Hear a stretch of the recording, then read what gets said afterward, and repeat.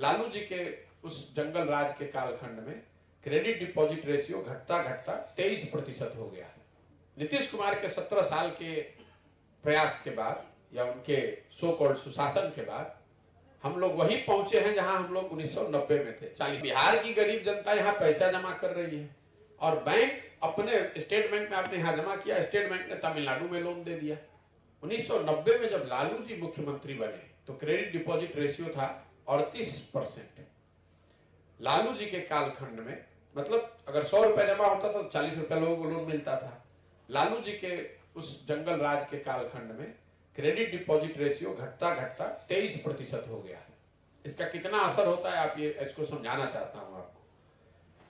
नीतीश कुमार के 17 साल के प्रयास के बाद या उनके सो कॉल्ड सुशासन के बाद हम लोग वही पहुंचे हैं जहां हम लोग 1990 में थे, 40% थे।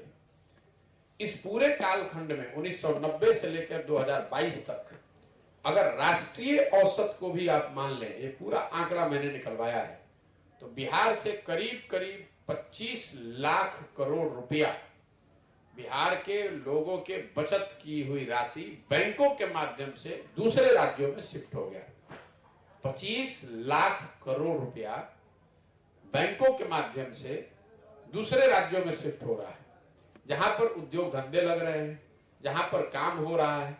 जो देश के अच्छे राज्य हैं, जहां उद्योग धंधे वाले राज्य जिनको माना जाता है, तमिलनाडु में, आंध्रा में, कर्नाटक में, महाराष्ट्र में, गुजरात में क्रेडिट डिपॉजिट रेशियो 90 से ऊपर है।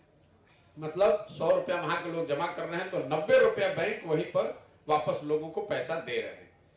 कई राज्यों में तो 100-120 है। तो मतलब बिहार की गरीब जनता यहां पैसा जमा कर रही है और बैंक अपने स्टेट बैंक में आपने यहां जमा किया, स्टेट बैंक ने तमिलनाडु में लोन दे दिया। पैसा बिहार के लोगों का, उद्योग लग रहा है तमिलनाडु में और हम लोग के बच्चे जाकर तमिलनाडु में मजदूरी कर रहे हैं। जरा आप अंदाजा लगाइए कि पिछले 30 साल में अगर 25 लाख करोड़ रुपया बिहार की जनता को ऋण के तौर पर उद्योग धंधे स्वरोजगार के लिए मिले होते तो कितने बड़े स्तर पर यहाँ पर रोजगार का सृजन होता, कितने लोगों को कुछ की जिंदगी बदली होती।